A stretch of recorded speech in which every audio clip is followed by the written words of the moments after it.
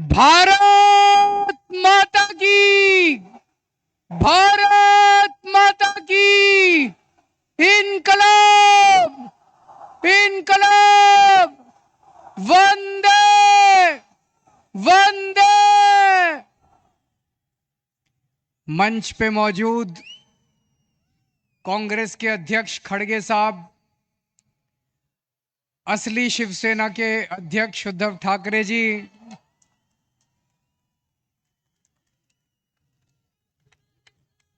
असली एनसीपी के अध्यक्ष शरद पवार जी, इंडिया गठबंधन के देश भर से आए हुए सभी सीनियर नेतागण और इतनी भारी संख्या में आए हुए मेरे सभी प्यारे बहनों, भाइयों, माताओं, बुजुर्गों, बच्चों, आप सबको मेरा नमस्कार, सबको मेरा प्रणाम।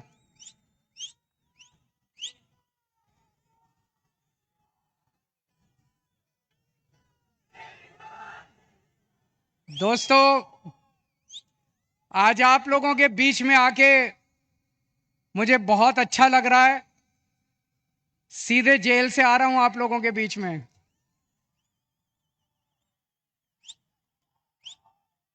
जेल का जवाब, जेल का जवाब, दिल्ली से आया हूं झोली फैला के आपसे भीख मांगने के लिए। मेरे भारत को बचा लो, मेरे देश को बचा लो।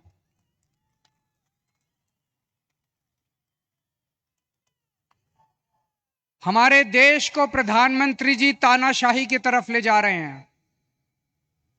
हमारे देश को बाबा साहब अंबेडकर ने एक शानदार संविधान दिया था, जनतंत्र का। जनता चुनेगी, वोट करेगी, लोग चुने जाएंगे, वो शासन करेंगे। जिनको जनता चुनेगी वो शासन करेंगे। जनता के मुताबिक काम किए। अब धीरे धीरे धीरे धीरे प्रधानमंत्री जी ये शासन, ये जनतंत्र खत्म करना चाहते हैं।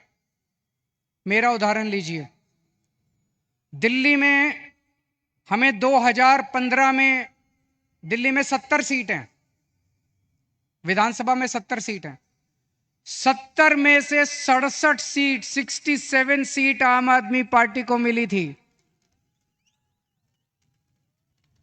5 साल बाद चुनाव हुए 2020 में, और 2015 में 67 सीट आम आदमी पार्टी को, 3 सीट बीजेपी को।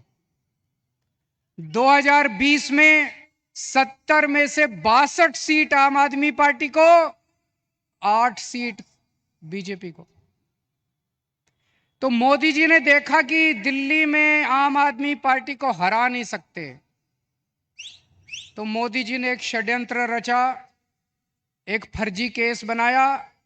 उसमें मनीष सिसोदिया को, सतिंदर जैन को, सबको उसमें गिरफ्तार किया और फिर मुझे गिरफ्तार कर लिया। अगर हरा नहीं सकते तो गिरफ्तार कर लो।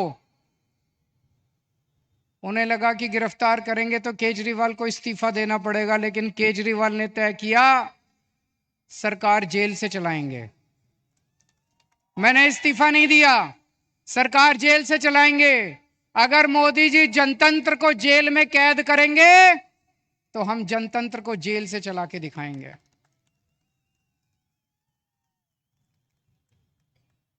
मैं एक बहुत छोटा सा आदमी हूं। हमारी एक छोटी सी पार्टी है, 2 राज्यों में है, पंजाब में, दिल्ली में। मैं सोच रहा था मोदी जी ने मुझे गिरफ्तार क्यों किया। मेरे जैसे छोटे से, वो तो इतने बड़े आदमी हैं, इतना उनके पास साधन है, तमाम उनके पास रिसोर्सेज हैं, मुझे क्यों गिरफ्तार किया। मुझे गिरफ्तार किया क्योंकि दिल्ली के गरीब बच्चों के लिए मैंने अच्छी शिक्षा का इंतजाम किया। दिल्ली के गरीब बच्चों के लिए मैंने अच्छे सरकारी स्कूल बनाए, शानदार सरकारी स्कूल बनाए। मोदी जी नहीं चाहते कि गरीब बच्चों के लिए अच्छे स्कूल बनाए जाएं, वो इस काम को रोकना चाहते हैं, इसलिए उन्होंने मुझे गिरफ्तार किया। मैंने मान लो 500 स्कूल बनाए। मोदी जी, आपका बड़प्पन तो तब था आप 5000 स्कूल बनाते। आप तो इतने बड़े आदमी हो, आप 5000 स्कूल बनाते तब आपका बड़प्पन था। आपने केजरीवाल को गिरफ्तार करके स्कूलों का काम रोक दिया दिल्ली के अंदर। मुझे गिरफ्तार इसलिए किया क्योंकि दिल्ली में मैंने इतने सारे मोहल्ला क्लिनिक, गली गली में मोहल्ला अस्पताल बनाए शानदार, सबका इलाज मुफ्त कर दिया, दवाइयां, टेस्ट, सब कुछ मुफ्त कर दिया 2.5 करोड़ दिल्ली के लोगों के लिए। मोदी जी ये काम रोकना चाहते हैं, इसलिए मुझे गिरफ्तार किया। और विडंबना देखिए, दिल्ली के लोगों के लिए मैंने सारी दवाइयां मुफ्त कर दी, लेकिन जब मैं तिहाड़ जेल में गया 15 दिन तक मेरी दवाइयां बंद करवा दी मोदी जी ने तिहाड़ जेल के अंदर।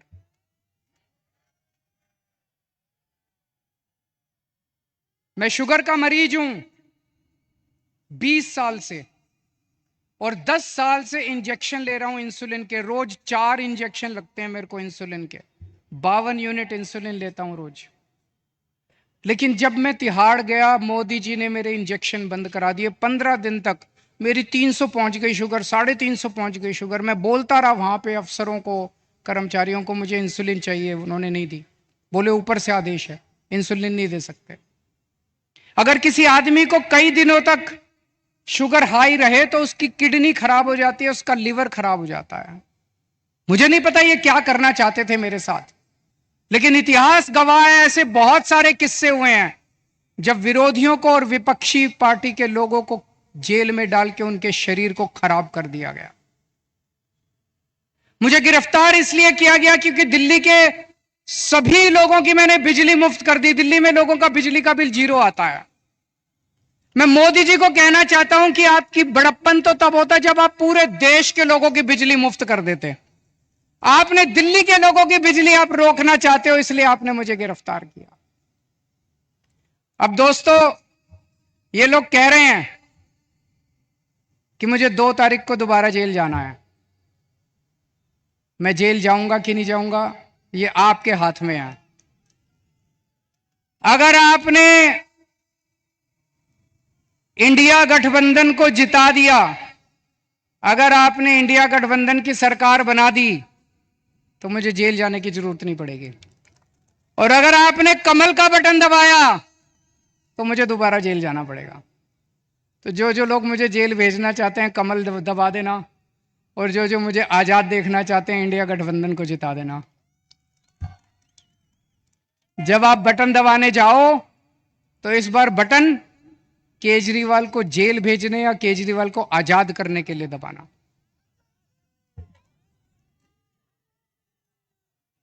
रशिया का नाम सुना है? Russia, Putin. पुतिन ने क्या किया, जितने विपक्षी नेता थे उनको सबको कैद करके जेल में डाल दिया या मरवा दिया, और फिर चुनाव करवाए। 87% वोट मिल गए, 87%। जब विपक्षी नहीं होगा, लड़ने वाले नहीं होंगे, सारे वोट आप ही को मिलेंगे। बांग्लादेश में भी अभी ऐसा हुआ, उसने सारे विपक्षी नेताओं को जेल में डाल दिया और शेख हसीना जीत गई। पाकिस्तान में भी यही हुआ, इमरान खान को जेल में डाल दिया, उसकी पार्टी छीन ली, उसका सिंबल छीन लिया, जीत गए। अब मोदी जी भी हमारे देश को पाकिस्तान और बांग्लादेश बनाना चाहते हैं। इंडिया गठबंधन भारत देश को दुनिया का नंबर 1 देश बनाना चाहता है। मोदी जी भारत को बांग्लादेश और पाकिस्तान बनाना चाहते हैं। तय आपको करना है कि आप भारत को किस तरफ ले जाना चाहते हो, बांग्लादेश और पाकिस्तान की तरफ, या दुनिया का नंबर 1 देश बनाना है। अब यही काम मोदी जी देश में कर रहे हैं, हमारे देश में, कि सारे विपक्ष को खत्म कर दो। उन्होंने मेरे को गिरफ्तार कर लिया, कांग्रेस का अकाउंट फ्रीज कर दिया। चुनाव के 1 महीना पहले उन्होंने कांग्रेस का अकाउंट फ्रीज कर दिया। अब हमारा अकाउंट फ्रीज करने जा रहे हैं। सुप्रीम कोर्ट के अंदर इनके वकील ने बोला है कि आम आदमी पार्टी का अकाउंट फ्रीज करेंगे। शिवसेना के उन्होंने 2 टुकड़े कर दिए, शिवसेना के 2 टुकड़े कर दिए, एनसीपी के 2 टुकड़े कर दिए, स्टालिन के कई मंत्रियों को गिरफ्तार कर लिया, ममता दीदी के कई मंत्रियों को गिरफ्तार कर लिया। सारे विपक्ष को तहस नहस करने के बाद मोदी जी कहते हैं आओ चुनाव लड़ते हैं। ये तो कायर लोग कहते हैं ऐसे। अरे मोदी जी दम में तो आंख में आंख डाल के छाती चौड़ी करके चुनाव चुनाव की तरह लड़ो ना, सबके अकाउंट फ्रीज कर दिया, सबको जेल में डाल दिया। इस वक्त मोदी जी एक बड़े खतरनाक मिशन पे काम कर रहे हैं, बहुत खतरनाक मिशन है, आपको पता नहीं अंडरग्राउंड चल रहा है। उस मिशन का नाम है वन नेशन वन लीडर। इस देश में वो चाहते हैं मोदी जी एक ही नेता होना चाहिए। उसके लिए वो दो लेवल पे काम कर रहे हैं। एक लेवल, जितने विपक्ष के नेता हैं एक एक करके सबको जेल में डाल रहे हैं, कईयों को डाल दिया, और अगर वो जीत गए, भगवान ना करे वो जीते, अगर वो जीत गए, मैं आपको चैलेंज करता हूं अगले चुनाव तक ठाकरे साहब भी जेल में होंगे, खड़गे साहब भी जेल में होंगे, राहुल गांधी भी जेल में होंगे, प्रियंका भी जेल में होगी, केजरीवाल तो है ही जेल में, शरद पवार साहब भी जेल में होंगे, ममता जी भी जेल में होंगी, स्टैलिन भी जेल में होंगे, पिनराई विजयन भी जेल में होंगे। तो एक उनके लेवल पे काम कर रहे हैं, विपक्ष को सबको जेल में डाल दो, जैसे पुतिन ने, शेख हसीना ने, जैसे पाकिस्तान वालों ने जेल में डाला। और दूसरे लेवल पे उनकी अपनी बीजेपी पार्टी में जितने नेता हैं सबको पैदल कर दिया, सबकी राजनीति खत्म कर दी। देवेंद्र फडणवीस को खत्म कर दिया उन्होंने, शिवराज सिंह चौहान को खत्म कर दिया, वसुंधरा राजे को खत्म कर दिया, डॉक्टर रमन सिंह को खत्म कर दिया, खट्टर साहब को खत्म कर दिया। एक ही बचा है, कौन है? अगला किसका नंबर है? अगला किसका नंबर है? सारा देश जानता है अगला नंबर योगी आदित्यनाथ का है। अगर ये जीत गए तो 2 महीने के अंदर योगी आदित्यनाथ को उत्तर प्रदेश के सीएम पद से हटा देंगे ये लोग। बड़ा खतरनाक, एक ही नेता बचेगा और वो भी बस वही राज करना चाहते हैं। लेकिन एक और चीज है, 2014 में जब मोदी जी प्रधानमंत्री बने थे, उन्होंने एक नियम बनाया बीजेपी के लिए कि जो नेता 75 साल का हो जाएगा बीजेपी में, उसको रिटायर करना पड़ेगा, उसको अपना पद छोड़ना पड़ेगा, उसको टिकट नहीं मिलेगी, और अगर वो किसी पद पे काम कर रहा है तो उसे इस्तीफा देना पड़ेगा। उस रूल के तहत उन्होंने सबसे पहले आडवाणी जी को रिटायर किया, फिर मुरली मनोहर को रिटायर किया, फिर उन्होंने सुमित्रा महाजन को रिटायर किया, फिर उन्होंने यशवंत सिन्हा को रिटायर किया, और कई लोगों को रिटायर किया। साल 17 सितंबर को मोदी जी 75 साल के हो रहे हैं।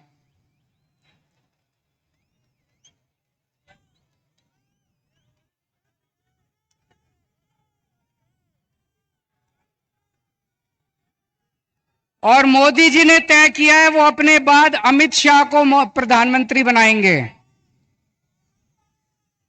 मोदी जी ने तय किया है वो अपने बाद अमित शाह को तो इस बार मोदी जी अपने लिए वोट नहीं मांग रहे, अमित शाह के लिए वोट मांग रहे हैं। अमित शाह को प्रधानमंत्री बनाने के लिए वोट मांग रहे हैं। आप अपने आसपास जितने बीजेपी के सपोर्टर हैं, बीजेपी के वोटर हैं, बीजेपी के भक्त हैं, उनको बोलना अगर वो वोट डालने जाएं, ये सोच के जाएं कि वो अमित शाह के लिए वोट दे रहे हैं, मोदी जी के लिए वोट नहीं दे रहे हैं। आंख बंद कर लें और सोचें कि मोदी जी की बजाय अमित शाह प्रधानमंत्री बनने वाले। और उसमें भी जितने पिछले 2 साल से इस पे काम कर रहे हैं मोदी जी, जितने नेता थे बड़े छोटे बीजेपी के अंदर, सबको खत्म कर दिया। शिवराज सिंह चौहान को, वसुंधरा राजे को, डॉक्टर रमन सिंह, योगी आदित्यनाथ को 2 महीने में हटा देंगे ताकि रास्ता साफ हो जाए, अमित शाह बचे केवल। यह बात मैंने जेल से निकलने के अगले दिन प्रेस कॉन्फ्रेंस करके कही थी। जैसे ही मैंने कहा, सबसे पहले अमित शाह बोले नहीं नहीं मोदी जी रहेंगे हमारे 5 साल प्रधानमंत्री, मोदी जी रहेंगे। उसके बाद एक ही दिन में 24 घंटे में इतने नेताओं ने कहा मोदी जी रहेंगे प्रधानमंत्री, मोदी जी। मोदी जी ने नहीं कहा, मोदी जी देश के सामने कह दे कि वो रूल तो मैंने आडवाणी जी से छुटकारा पाने के लिए बनाया था, मैं तो रहूंगा। या तो मोदी जी कह दे भाई मैं तो पर अप्लाई नहीं होता, ये तो मैंने आडवाणी जी की राजनीति खत्म करने के लिए बनाया था, उनको रास्ते से हटाने। लेकिन अभी तक मोदी जी नहीं बोले, इसका मतलब मोदी जी रिटायर करेंगे और यूपी के मुख्यमंत्री को हटाया जाएगा। मैं देख रहा हूं महाराष्ट्र में इन दिनों कुछ ज्यादा ही चक्कर लगा रहे हैं मोदी जी। अभी थोड़े दिन पहले आए, इतनी गंदी गालियां देते हैं वो। प्रधानमंत्री को ये शोभा नहीं देता। वो पवार साहब के लिए बोले भटकती आत्मा। ये शोभा देता है प्रधानमंत्री जैसे व्यक्ति को? शरद पवार जी की, इतने सीनियर नेता हैं देश के, आपकी उनसे वैचारिक भिन्नता हो सकती है, अलग अलग पार्टी में हो सकते हैं, लेकिन थोड़ी सी इज्जत तो रखिए। 84 साल की उम्र है शरद पवार जी की, मोदी जी की 74 साल की उम्र है, 10 साल बड़े हैं उनसे, और उनको कहते हैं भटकती आत्मा। ये तो सड़क छाप बात है। वो उद्धव ठाकरे जी को कहते हैं, क्या बोले उद्धव ठाकरे जी को? नकली संतान। उद्धव ठाकरे जी को कहते हैं नकली संतान। ये कोई भाषा है प्रधानमंत्री की? इस तरह से बोलते हैं प्रधानमंत्री? ये शरद पवार की बेइज्जती नहीं है, ये उद्धव ठाकरे की बेइज्जती नहीं है, ये महाराष्ट्र के एक एक व्यक्ति की बेइज्जती है। इस बार जब वोट डालने जाओ तो ऐसा बटन दबाना कि महाराष्ट्र की इज्जत ऊंची हो और महाराष्ट्र की बेइज्जती का बदला लिया जाएगा।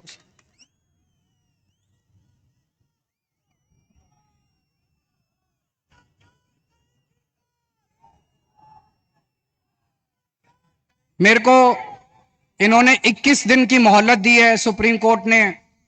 मुझे उम्मीद नहीं थी कि मैं जेल से बाहर आऊंगा इतनी जल्दी, लेकिन बजरंगबली की कृपा है मेरे ऊपर। बजरंगबली की कृपा है। अचानक एक दिन मैं सेल में बैठा था, मेरा 25 नंबर सेल है, जेल नंबर, अब दोबारा जाना है मुझे, आप लोग मुझे चिट्ठी लिख सकते हैं जेल में। Cell number 25, jail number 2, Tihar jail. और मेरे सेल में 2-2 सीसीटीवी कैमरे लगा दिए मोदी जी ने, 2 सीसीटीवी कैमरे हैं, 24 घंटे मेरी मॉनिटरिंग होती है। 13 अफसर बिठा रखे हैं, एक एक अफसर के पास 2-2 टीवी स्क्रीन है जिसपे मैं कितने बजे उठता हूं, बाथरूम कितने बजे जाता हूं, कितनी देर टॉयलेट करता हूं, खाना खाता हूं, टीवी देखता हूं, किताब पढ़ता हूं, क्या करता हूं क्या नहीं करता। आप सोच के देखो, अगर आपको यह पता चले कि 24 घंटे आपके हर मूवमेंट को कोई मॉनिटर कर रहा है, जीना मुश्किल हो जाता है। और 2 टीवी स्क्रीन प्रधानमंत्री जी के अपने दफ्तर में लगे हुए, 24 घंटे मोदी जी मेरे को देखते हैं कि मैं क्या कर रहा हूं।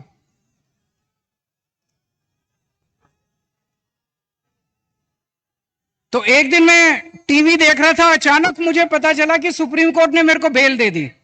मैं 21 दिन के लिए बाहर आ गया, मुझे बहुत खुशी हुई। उसी वजह से आज आप लोगों के बीच में आने का मौका मिला। लेकिन मैंने भी ठान लिया है, ये 21 दिन का एक एक सेकंड, एक एक क्षण, एक एक पल मैं देश को बचाने के लिए गुजारूंगा। 24 घंटे काम कर रहा हूं।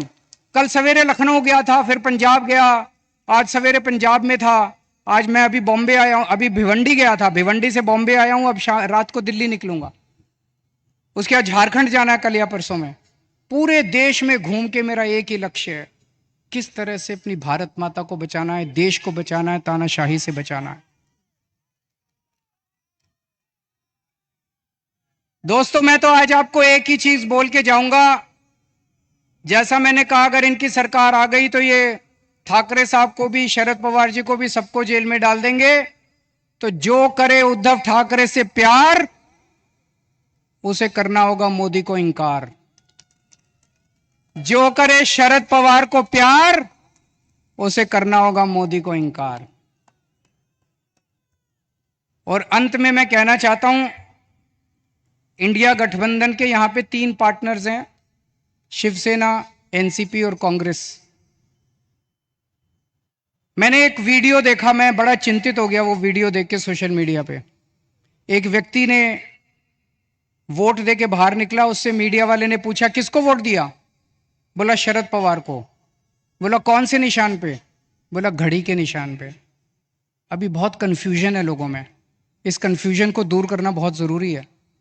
लोग, मैं देख रहा हूं, बड़ी जबरदस्त तरीके से बीजेपी को नकार रहे हैं, लेकिन अगर गलत सिंबल पे वोट डल गया तो बड़ी मुश्किल हो जाएगी। आप सब लोगों की जिम्मेदारी है, जितने लोग आज यहां आए हैं, वापस जाके अपने अपने मोहल्ले में, अपने अपने गांव में, अपने अपने पड़ोस में बोल देना कि असली शिवसेना का सिंबल बदल गया है, असली शिवसेना का सिंबल ये है, मशाल है।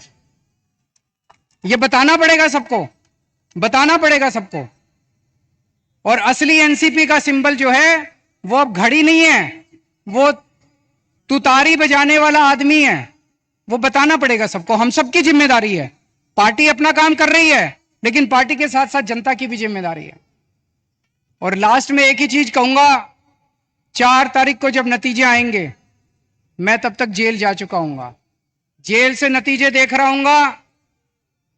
पिछली बार 48 में से 42 सीट एनडीए की आई थी, इस बार 48 में से 42 सीट इंडिया गठबंधन की आनी चाहिए। अगर 48 में से 42 सीट इंडिया गठबंधन की आई तो मुझे जेल के अंदर बड़ा सुकून मिलेगा। आप सब लोगों ने, इंडिया गठबंधन के सभी नेताओं ने, ठाकरे साहब ने, पवार साहब ने, खड़गे साहब ने आज मुझे यहाँ आमंत्रित किया, बोलने का मौका दिया, बहुत बहुत शुक्रिया। और इतने प्यार से आप सब लोगों ने सुना। आप लोग खुश रहें, स्वस्थ रखें, भगवान आपका खूब खुशियां दे। भारत माता की।